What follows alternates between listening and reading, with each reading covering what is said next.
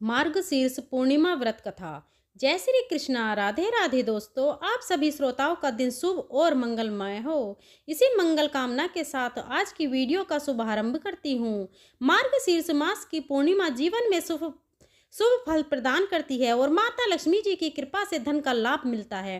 आज के दिन गंगा जी में या किसी पवित्र नदी में स्नान व दान करने से एवं मार्गशीर्ष पूर्णिमा की कथाओं को सुनने से पूरे महीने में किए गए पूजा पाठ के बराबर फल मिलता है। आज के दिन भगवान शिव और माता पार्वती एवं भगवान श्री लक्ष्मी नारायण जी और चंद्रदेव का पूजन करने से भक्तों की आर्थिक, मानसिक और शारीरिक समस्याएं दूर होती हैं। तो आज मैं आपको सुना रही हूँ मार्गशीर्ष पूर्णिमा की बड़ी ही दुर्लभ कथा। तो आप लोग बड़ी ही श्रद्धा और प्रसन्न चित्त मन से इन कथाओं को पूरा अवश्य सुनिएगा। द्वापर युग में एक समय की बात है कि यशोदा जी ने भगवान श्री कृष्ण जी कहा, हे कृष्ण, तुम सारे संसार के उत्पन्न करता, पोषक तथा उसके संहार करता हो। आज कोई ऐसा व्रत मुझसे कहो जिसके करने से मृत्युलोक में स्त्रियों को विधवा होने का भय न रहे तथा यह व्रत सभी मनुष्यों की मनोकामनाएं पूर्ण करने वाला हो। श्री कृष्ण कहने लगे, हे माता, तुमने अति सुंदर प्रश्न किया है। मैं तुमसे ऐसे ही व्रत को सविस्तार कहता हूँ। सौभाग्य की प्राप्ति के लिए स्त्रियों को 32 पूर्णिमासियों का व्रत करना चाहिए। इस व्रत के करने से स्त्रियों को सौभाग्य संपत्ति मिलती है। यह व्रत अचल सौभाग्य देने वाला एवं भगवान शिव के प्रति मनुष्य मात्र की भक्ति को बढ़ाने वाला है।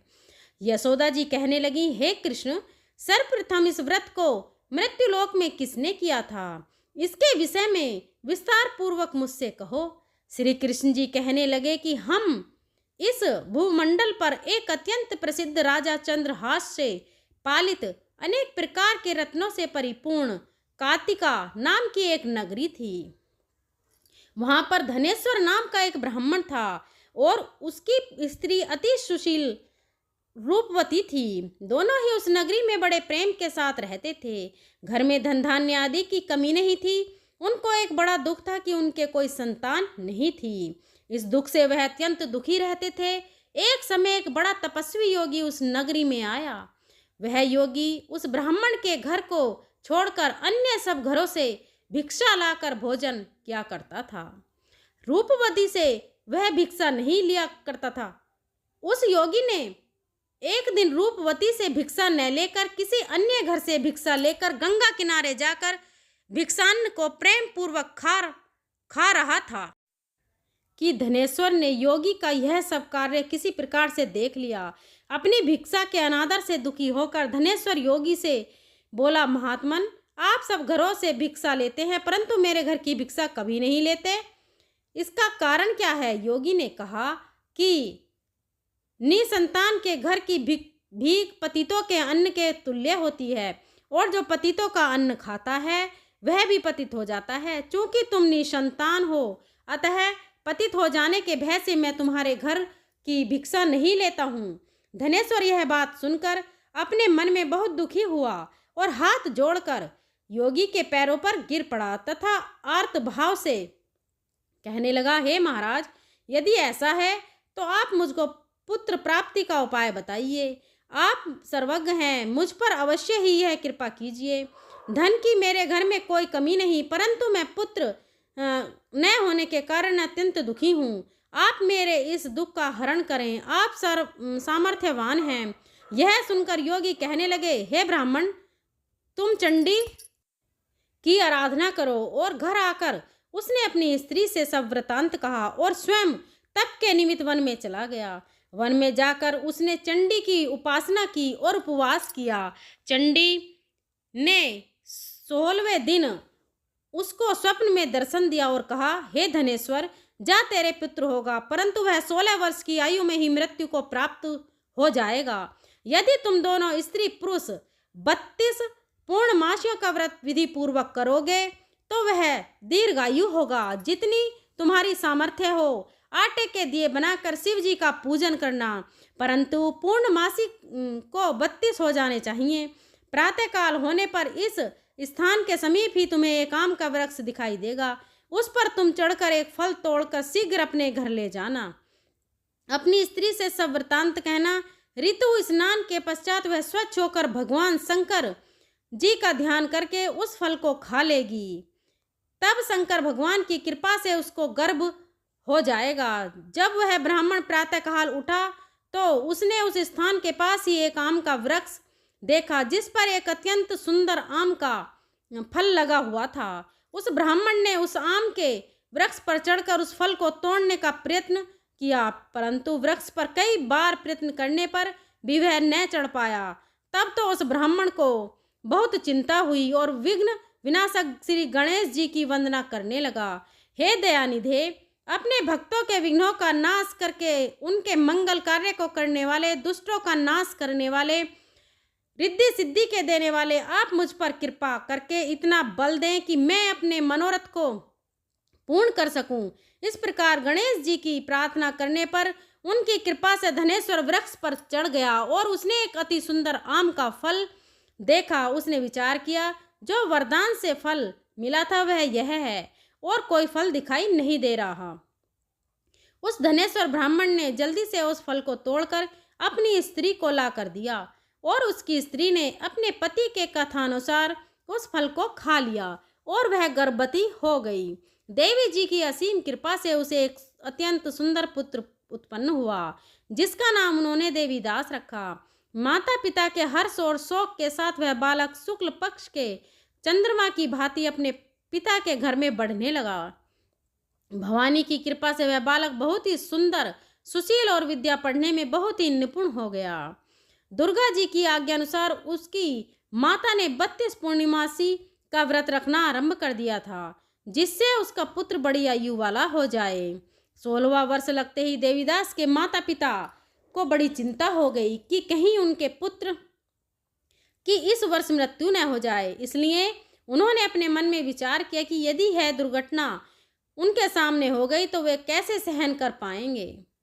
उन्होंने देवीदास के मामा को बुलाया और कहा कि हमारी इच्छा है कि देवीदास 1 वर्ष तक काशी में जाकर विद्या अध्ययन करे और उसको अकेला भी नहीं छोड़ना चाहिए, इसलिए साथ में तुम चले जाओ और 1 वर्ष के पश्चात इसको वापस लौटा लाना। सब प्रबंध करके उसके माता पिता ने काशी जाने के लिए देवीदास को एक घोड़े पर बैठाकर उसके मामा को उसके साथ कर दिया, किंतु यह बात उसके मामा या किसी और से नहीं कही। धनेश्वर ने सपत्नी अर्थात अपनी पत्नी के साथ अपने पुत्र की मंगल कामना तथा दीर्घायु के लिए भगवती दुर्गा की आराधना और पूर्णमासियों का व्रत करना आरंभ कर दिया। इस प्रकार बार बार 32 पूर्णिमा का व्रत पूरा किया। कुछ समय पश्चात एक दिन वह दोनों मामा और भांजा मार्ग में रात्रि बिताने के लिए किसी ग्राम में ठहरे हुए थे। उस दिन उस गांव में एक ब्राह्मण की अत्यंत सुंदर, सुशील, विदुषी और गुणवती कन्या का विवाह होने वाला था। जिस धर्मशाला के अंदर वर और उसकी बारात ठहरी हुई थी, उसी धर्मशाला में देवीदास और उसके मामा भी ठहरे हुए थे। संयोगवश कन्या को तेल आदि चढ़ाकर मंडप आदि का कृत्य किया गया तो लग्न के समय वर को धनुर्वात हो गया। तत्पश्चात वर के पिता ने अपने कुटुंबियों से परामर्श करके निश्चय किया कि यह देवीदास मेरे पुत्र जैसे ही दिखता है, इसके साथ ही लग्न करा दूं और बाद में विवाह के अन्य कार्य मेरे लड़के के साथ हो जाएंगे। ऐसा सोचकर वह देवीदास के मामा से जाकर बोला कि तुम थोड़ी देर के लिए अपने भांजे को हमें दे दो, जिससे विवाह के लग्न का सब कृत्य सुचारू रूप से हो जाए। तब उसके मामा ने कहा कि जो कुछ भी मधुपर्क आदि कन्यादान के समय वर को मिले वह सब हमें दे दिया जाए, तो मेरा भांजा इस बारात का दूल्हा बन जाएगा।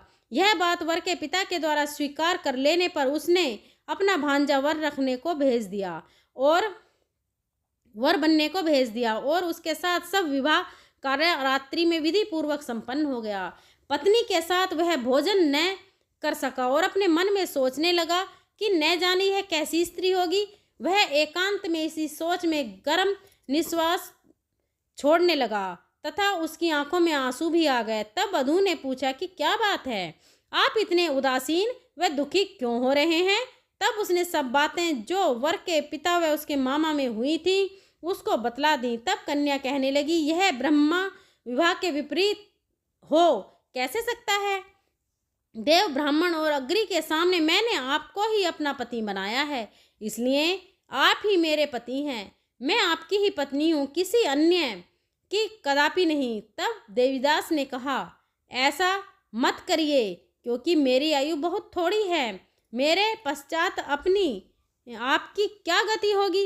इन बातों का अच्छी तरह विचार कर लो। परंतु वह दृढ़ विचार वाली थी, बोली कि जो आपकी गति होगी वही मेरी होगी। हे स्वामी, आप उठिए और भोजन करिए, आप निश्चय ही भूखे होंगे। इसके बाद देवीदास और उसकी पत्नी दोनों ने भोजन किया तथा शेष रात्रि वे सोते रहे। प्रातःकाल देवीदास ने अपनी पत्नी को 3 नगों से जड़ी हुई एक अंगूठी दी, एक रुमाल दिया और बोला, हे प्रिय, इसे लो और संकेत समझकर स्थिर चित्त हो जाओ। मेरा मरण और जीवन जानने के लिए एक पुष्प वाटिका बना लो, उसमें सुगंधित वाली एक नव मल्लिका लगा लो, उसको प्रतिदिन जल से सींचा करो और आनंद के साथ खेलो, कूदो तथा उत्सव मनाओ। जिस समय और जिस दिन मेरे प्राणांत होंगे, ये फूल सूख जाएंगे और जब ये फिर से हरे हो जाएं तो जान लेना कि मैं जीवित हूँ। यह बात निश्चय करके समझ लेना, इसमें कोई संशय नहीं है। यह समझा कर वह चला गया। प्रातःकाल होते ही वहां पर गाजे बाजे बजने लगे और जिस समय विवाह के कार्य समाप्त करने के लिए वर तथा सब बाराती मंडप में आए तो कन्या ने वर को भली प्रकार से देखकर अपने पिता से कहा कि यह मेरा पति नहीं है। मेरा पति वही है जिसके साथ रात्रि में मेरा पाणी ग्रहण हुआ था, इसके साथ मेरा विवाह नहीं हुआ है। यदि यह वही है तो बताए कि मैंने इसको क्या दिया। मधुपर्क और कन्यादान के समय जो मैंने भूषण आदि इन्हें दिए थे उन्हें दिखाएं, तथा रात में मैंने क्या गुप्त बातें कही थी वह सब सुनाएं। पिता ने उसके कथानुसार वर को बुलवाया। कन्या की यह बातें सुनकर वह कहने लगा कि मैं कुछ नहीं जानता। इसके पश्चात लज्जित होकर वहां से चला गया और सारी बारात भी अपमानित होकर वहां से लौट आई। भगवान श्री कृष्ण बोले, हे माता, इस प्रकार देवीदास काशी विद्या अध्ययन के लिए चला गया। जब कुछ समय बीत गया तो काल से प्रेरित होकर एक सर्प रात्रि के समय उसको डसने के लिए वहां पर आया। उस विषधर के प्रभाव से उसके शयन का स्थान चारों ओर से विष की ज्वाला से विषैला हो गया, परंतु व्रतराज के प्रभाव से उसको काटने न पाया, क्योंकि पहले ही उसकी माता ने 32 पूर्णिमा का व्रत कर रखा था। इसके बाद मध्याह्न के समय स्वयं काल वहां आया और उसके शरीर से उसके प्राणों को निकालने का प्रयत्न करने लगा, जिससे वह मूर्छित होकर पृथ्वी पर गिर पड़ा। भगवान की कृपा से उसी समय पार्वती जी के साथ भगवान शंकर जी वहां पर आ गए। उसको मूर्छित दशा में देखकर पार्वती जी ने भगवान शंकर से प्रार्थना की कि हे महाराज, इस बालक की माता ने पहले 32 पूर्णिमा का व्रत किया है था, जिसके प्रभाव से भगवान आप इसको प्राण दान दें। भवानी के कहने पर भक्त वत्सल भगवान शिव जी ने उसको प्राण दान दे दिया। इस व्रत के प्रभाव से काल को भी पीछे हटना पड़ा और देवीदास स्वस्थ होकर बैठ गया। उधर उसकी स्त्री उसके काल की प्रतीक्षा किया करती थी। जब उसने देखा कि उस पुष्प वाटिका में पुष्प कुछ भी नहीं है रहे तो उसको अत्यंत दुख हुआ और जब वह वैसे ही हरी भरी हो गई, तत्पश्चात वह जान गए।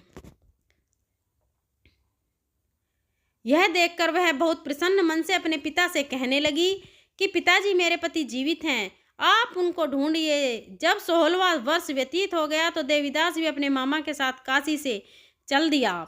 इधर उसे ससुर उसको ढूंढने के लिए अपने घर से जाने ही वाले थे कि वह दोनों मामा भांजा वहां पर आ गए।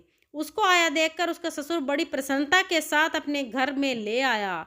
उस समय नगर के निवासी भी वहां इकट्ठा हो गए और सबने निश्चय किया कि अवश्य ही इसी बालक के साथ इस कन्या का विवाह हुआ था। उस बालक को जब कन्या ने देखा तो पहचान लिया और कहा कि यह तो वही है जो संकेत करके गए थे। तदुपरांत सभी कहने लगे कि भला हुआ जो यह आ गया और सब नगरवासियों ने आनंद मनाया। कुछ दिन बाद देवीदास अपनी पत्नी और मामा के साथ अपने ससुर के घर से बहुत सा उपहार आदि लेकर अपने घर के लिए प्रस्थान किया।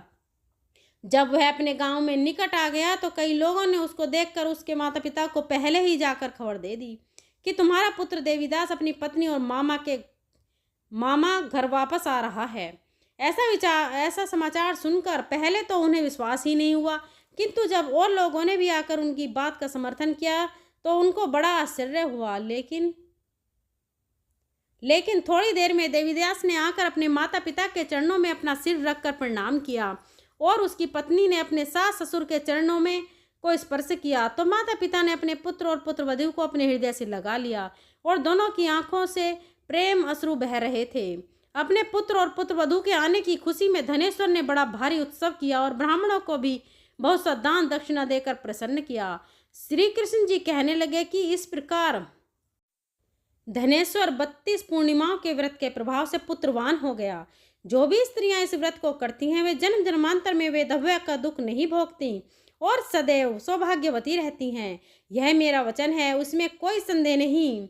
मानना यह व्रत पुत्र पौत्रों को देने वाला तथा संपूर्ण मनोकामनाओं को पूर्ण करने वाला है। 32 पूर्णिमाओं का व्रत करने से व्रती की सब इच्छाएं भगवान शिव जी की कृपा से पूर्ण हो जाती हैं। अब आइए श्रवण करते हैं मार्गशीर्ष पूर्णिमा की दूसरी कथा, जिसे सुनने मात्र से सभी देवी देवताओं की कृपा प्राप्त होती है। एक राज्य में एक राजा और एक रानी रहते थे, जिनकी 4 संतानें थीं, 2 लड़के और 2 लड़कियां। एक लड़की का नाम पूर्णिमा और दूसरी का नाम अमावस्या था। पूर्णिमा घर के कामों में निपुण थी और घर का पूरा काम करती थी। वह भगवान की पूजा अर्चना भी करती थी और गौ माता की सेवा भी करती थी। दूसरी बहन अमावस्या न तो घर का कोई काम करती थी और न ही भगवान की पूजा अर्चना और न ही गौ माता की सेवा। पूर्णिमा सर्वगुण संपन्न थी, फिर भी राजा और रानी अपने दोनों बेटों तथा पुत्री अमावस्या को ही प्यार करते थे और पूर्णिमा से भेदभाव करते थे। राजा के चारों पुत्र और पुत्री धीरे धीरे बड़े हो रहे थे। जब वे बड़े हो गए तो राजा ने अपने दोनों पुत्र का विवाह योग्य कन्याओं के साथ करा दिया। इसके बाद रानी ने राजा से कहा कि अब दोनों पुत्रियां विवाह योग्य हो गई हैं और इन दोनों का विवाह भी करा दो, लेकिन अमावस्या का विवाह किसी बड़े खानदान में और पूर्णिमा का विवाह किसी गरीब परिवार में कराना, क्योंकि पूर्णिमा को केवल भगवान की पूजा और गाय की सेवा पसंद है।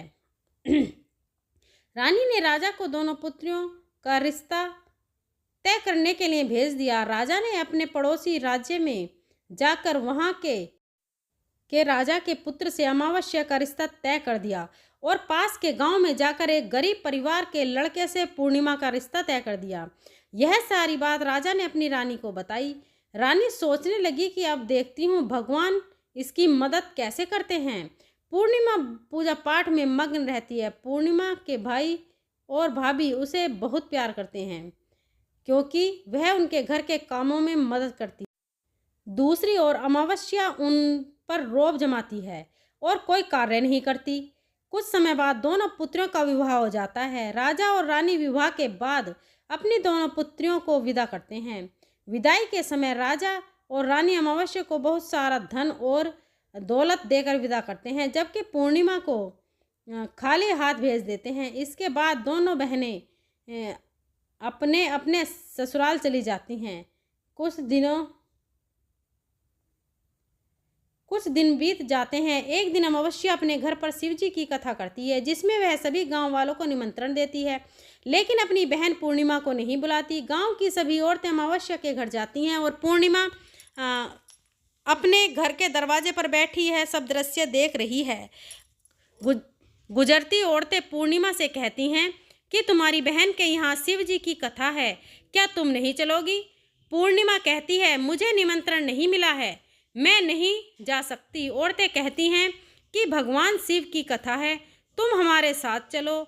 गांव की औरतों की बात मानकर पूर्णिमा भी उनके साथ कथा में चली जाती है। जब अमावस्या की नज़र पूर्णिमा पर पड़ती है तो वह कहती है कि तुम यहाँ कैसे आई? मैंने तो तुम्हें बुलाया भी नहीं था। खैर अब आ गई तो चुपचाप बैठी रहना। अमावस्या पूर्णिमा की गरीबी का भी मजाक उड़ाती है। पूर्णिमा की आंखों में आंसू आ जाते हैं और वह मन ही मन भगवान शिव से विनती करती है, हे भगवान, क्या पूजा पाठ करना गलत है या गौ माता की सेवा करना गलत है? मेरी गलती क्या है? आप मुझ पर कृपा कब करेंगे? कथा पूरी होने पर अमावस्या भगवान का प्रसाद बांटने लगती है। वह सभी को प्रसाद देती है, लेकिन पूर्णिमा को नहीं देती। पूर्णिमा बिना प्रसाद के ही घर लौट जाती है। रास्ते में वह सोचती है कि यदि बच्चे उससे प्रसाद मांगेंगे तो वह उन्हें क्या जवाब देगी। उसने सोचा कि वह अपने मायके जाएगी और बच्चों के लिए कुछ लेकर जाएगी। ऐसा सोचते हुए वह घर वापस लौट आती है और अपने पति और बच्चों से कहती है कि वह मायके जा रही है। पति कहता है, ठीक है। कुछ समय बाद पूर्णिमा मायके के लिए रवाना हो जाती है। रास्ते में एक चबूतरा आता है जिस पर तुलसी का पौधा लगा था और एक बूढ़ी अम्मा बैठी हुई थी, जो कोई और नहीं, साक्षात लक्ष्मी माँ थी। बूढ़ी अम्मा पूर्णिमा से कहती हैं, बिटिया, तुम कौन हो और कहाँ जा रही हो? पूर्णिमा अपना परिचय देती है। बूढ़ी अम्मा कहती हैं, यहाँ तुलसी का पौधा सूख रहा है, इसमें थोड़ा सा पानी डाल दो और चबूतरे की साफ सफाई कर दो ताकि मुझे ठंडक मिले। पूर्णिमा कहती है, ठीक है माँ जी। वह पौधे में पानी डालती है और चबूतरे की सफाई करती है और बूढ़ी अम्मा को भी नहला देती है। बूढ़ी अम्मा पूर्णिमा से कहती हैं, अब तुम जाओ और वापस आते समय मुझसे मिलते हुए जाना। पूर्णिमा कहती है, ठीक है माँ जी, वापस आते वक्त आपसे मिलते हुए जाऊंगी। कुछ समय आगे चलने के बाद एक शिव मंदिर आया। वहां पर उसने एक बूढ़े बाबा मिले जो मंदिर के बाहर बैठे हुए थे। वह कोई और नहीं, साक्षात भोलेनाथ थे। उन्होंने पूर्णिमा से कहा, तुम कौन हो बेटी और कहाँ जा रही हो? तब पूर्णिमा ने अपना परिचय दिया। फिर उस बूढ़े बाबा ने पूर्णिमा से कहा, इस चबूतरे और मंदिर की साफ सफाई कर दो। तब पूर्णिमा ने मंदिर और चबूतरे की साफ सफाई कर दी, पूजा अर्चना भी की और बूढ़े बाबा को भी नहला दिया। उसने कहा, बाबा, और कोई काम हो तो बताइए। तब बूढ़े बाबा ने कहा, नहीं बेटी, अब तुम जाओ और वापस आते वक्त मुझसे मिलकर जाना। पूर्णिमा ने कहा, ठीक है बाबा, वापस आते वक्त आपसे मिलते हुए जाऊंगी। आगे चलते चलते कुछ दूर चलने के बाद पूर्णिमा को एक काली जी का मंदिर दिखा। वहां भी एक बूढ़ी अम्मा चबूतरे पर बैठी हुई थी। उस बूढ़ी औरत ने भी पूर्णिमा से पूछा, बेटी, तुम कौन हो, कहाँ जा रही हो? तब पूर्णिमा ने अपना परिचय दिया। बूढ़ी औरत ने कहा, यहाँ सभी पूजा पाठ करने आते हैं, लेकिन मंदिर की साफ सफाई करने के लिए कोई नहीं आता, इसलिए तुम मंदिर और चबूतरे की साफ सफाई कर दो। पूर्णिमा ने कहा, ठीक है माता जी, और उसने मंदिर और चबूतरे की साफ सफाई कर दी, पूजा पाठ भी की और माता जी का श्रृंगार कर दिया। उसने बूढ़ी अम्मा को भी नहला दिया, उनके पैर दबाए और कहा, माँ जी, और कोई काम हो तो बताइए। बूढ़ी अम्मा ने कहा, नहीं बेटी, अब तुम जाओ, लेकिन वापस आते वक्त मुझसे मिलते हुए जाना। पूर्णिमा ने कहा, ठीक है माँ जी, और वह आगे चली गई। आगे चलते चलते एक नदी आई। वहां भी एक बूढ़ी अम्मा बैठी हुई थी। उन्होंने कहा, बेटी, तुम कौन हो और कहाँ से आई हो? पूर्णिमा ने अपना परिचय दिया। बूढ़ी औरत ने कहा, नदी पर स्नान करने तो सब आते हैं, लेकिन यहाँ की साफ सफाई कोई नहीं करता, इसलिए तुम इस किनारे की साफ सफाई कर दो। पूर्णिमा ने कहा, ठीक है माँ जी, और वहाँ की साफ सफाई कर दी। उसने बूढ़ी अम्मा के पैर दबाए और कहा, माँ जी, और कोई काम हो तो बताइए। बूढ़ी औरत ने कहा, कुछ नहीं बेटी, तुम जाओ, लेकिन वापस आते वक्त मुझसे मिलते हुए जाना। फिर पूर्णिमा नाव में बैठकर नदी के दूसरे किनारे पहुंच गई। वहां से वह अपने मायके घर पहुंची। वहां पूर्णिमा के भाई और भाभी ने उसे देखकर बहुत खुश हो गए और उसकी बहुत खातिरदारी की। उन्होंने कहा, बच्चों को भी साथ लेकर आती तो अच्छा होता। कुछ समय बाद पूर्णिमा ने अपने ससुराल लौटने की बात कही। उसकी भाभी ने उसके लिए एक साड़ी दी और बच्चों के लिए कपड़े और खाने पीने की चीज़ें रख दी। उन्होंने कहा, तुम बहुत दिनों के बाद आई हो, जल्दी वापस आना। इसके बाद पूर्णिमा वहाँ से अपने ससुराल के लिए रवाना हो गई। वह नदी के किनारे पहुँची, नाव में बैठकर दूसरे किनारे पर उतर गई। वहाँ उसे वही बूढ़ी अम्मा मिली जो साक्षात गंगा मैया थी। उन्होंने पूर्णिमा को एक थैला दिया और कहा, बेटी, इसे तुम अपने घर जाकर ही खोलना। अब पूर्णिमा के पास 2 थैले हो गए थे। उन्हें लेकर पूर्णिमा वहाँ से रवाना हुई। आगे कुछ दूर चलने पर काली माँ का मंदिर आया। वहाँ काली माँ बूढ़ी माँ के रूप में विराजमान थी। उन्होंने कहा, आ गई बेटी पूर्णिमा? पूर्णिमा ने कहा, हाँ माँ जी, मैं आ गई कल। तब काली माँ ने उसे एक थैला दिया और कहा, यह थैला अपने घर जाकर खोलना। अब पूर्णिमा के पास 3 थैले हो गए थे। तीनों थैले लेकर पूर्णिमा आगे बढ़ी। कुछ दूर जाने पर शिवजी का मंदिर आया, जहाँ बूढ़े बाबा के रूप में शिवजी स्वयं विराजमान थे। बूढ़े बाबा ने कहा, पूर्णिमा तुम वापस आ गई? पूर्णिमा ने कहा, हाँ बाबा, मैं वापस आ गई। बूढ़े बाबा ने भी पूर्णिमा को एक थैला दिया और कहा, यह थैला घर जाकर ही खोलना। पूर्णिमा ने कहा, ठीक है बाबा। अब उसके पास 4 थैले हो गए। पूर्णिमा ने एक पुरानी साड़ी निकाली और उन सभी थैलों को एक गट्ठर में बांध लिया। फिर सिर पर रखकर वहां से रवाना हो गई। कुछ दूर जाने के बाद उसे तुलसी माँ बूढ़ी औरत के रूप में मिली। उन्होंने कहा, पूर्णिमा तुम आ गई? पूर्णिमा ने कहा, हाँ माँ जी, मैं आ गई। बूढ़ी औरत ने उसे एक थैला दिया और कहा, यह थैला घर जाकर खोलना। पूर्णिमा ने कहा, ठीक है माँ जी। अब उसके पास 5 थैले हो गए थे। पूर्णिमा वहां से रवाना हुई और अपने घर पहुंची। उससे पहले उसने मायके का थैला खोला। उसमें बच्चों के लिए अच्छे कपड़े और खाने पीने की चीज़ें थीं। साथ में कुछ गहने भी थे। पूर्णिमा ने कपड़े और खाने पीने की चीज़ें बच्चों को दे दी। बच्चे यह सब पाकर बहुत खुश हुए। फिर पूर्णिमा ने दूसरा थैला खोला जो उसे गंगा मैया ने दिया था। उसमें ढेर सारे हीरे जवाहरात, सोना, चांदी आदि थे। इसके बाद उसने तीसरा थैला खोला जो काली माँ ने दिया था। उसमें बहुत सारा सोना और श्रृंगार का सामान भरा हुआ था। फिर पूर्णिमा ने चौथा थैला खोला जो भगवान शिव ने दिया था। उसमें बहुत सारा धन संपत्ति भरी हुई थी। अंत में पूर्णिमा ने 5वां थैला खोला जो तुलसी माँ ने दिया था। उसमें चावल, दाल और 7 प्रकार की खाने की चीज़ें थीं। अब पूर्णिमा ने घर में किसी भी चीज़ की कमी नहीं थी। उसका घर धन धान्य से भरा हुआ और परिपूर्ण था। अब पूर्णिमा और उसका परिवार सुख में जीवन व्यतीत करने लगा। अब पूर्णिमा के मन में विचार आया कि क्यों न शिवजी की कथा कराई जाए।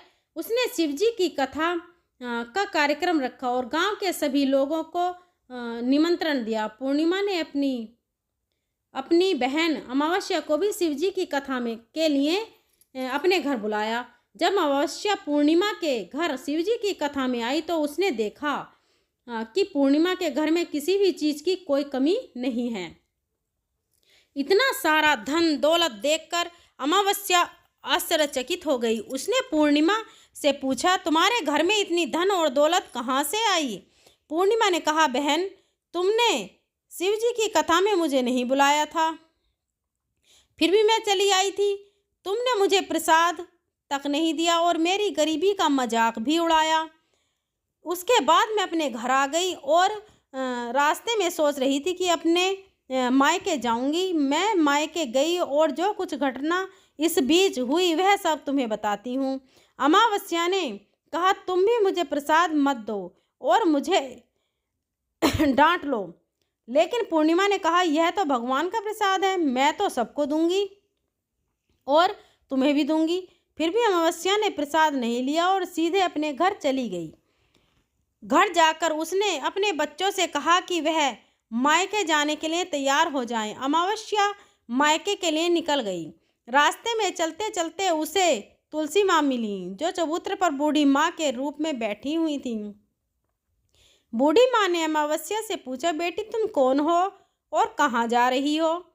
अमावस्या ने अपना परिचय दिया। बूढ़ी माँ ने कहा, बेटी, यह तुलसी का पौधा सूख रहा है, इसमें थोड़ा सा पानी डाल दो और इसे चबूतरे की साफ सफाई कर दो। इस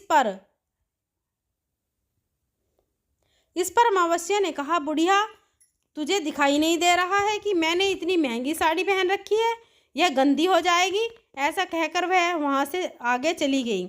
आगे जाने पर उसे भगवान शिव मिले, उन्हें भी उसने ऐसा ही कहा। इसके बाद आगे जाने पर उसे काली माँ मिली, उन्हें भी अमावस्या ने यही सारी बातें कही। फिर आगे जाने पर उसे गंगा माँ मिली, उन्हें भी अमावस्या ने यही सब कहा और आगे चली गई। जब वह नाव में बैठने लगी तो उस नाव में फूलों की जगह कांटे भरे थे जो उसके पैरों में चुभ रहे थे। किनारे पर उतरकर वह अपने मैके चली गई। जब वहाँ उसकी भाभियों और भाइयों ने उसे देखा तो मन ही मन कहने लगे, काम की नकाज की, दुश्मन अनाज की।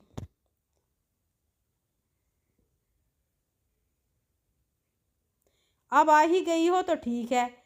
पूर्णिमा तो हमारे कामों में हाथ बटाती थी, ये महारानी तो कोई काम नहीं करेगी। अब उन्होंने खाना बनाया और खा पीकर भी सभी सो गए। अमावस्या जब सुबह उठी तो अपनी भाभियों से कहा, मैं अपने ससुराल जा रही हूँ। उन्होंने कहा, ठीक है, जाओ। अमावस्या ने कहा, पूर्णिमा को तो तुमने एक थैला दिया था, मुझे कुछ नहीं दोगे क्या? भाई और भाभी ने कहा, तुम घर जाओ, थैले तुम्हारे घर पहुंच जाएंगे। फिर अमावस्या वहां से निकल गई और नदी के किनारे पर पहुंची। वहां गंगा माँ बूढ़ी औरत का रूप धारण करके बैठी हुई थी। बूढ़ी माँ ने कहा, आ गई बेटी? तो उसने कहा, हाँ मैं आ गई। अमावस्या ने कहा, तुमने पूर्णिमा को एक थैला दिया था, मुझे नहीं दोगी क्या? बूढ़ी अम्मा ने कहा, तुम घर जाओ, थैले तुम्हारे घर पहुंच जाएंगे। इसके बाद आगे जाने पर उसे काली माँ मिली, उसने भी अमावस्या की यही कहा। फिर आगे जाने पर उसे भगवान शिव मिले, उन्होंने भी अमावस्या से यही कहा।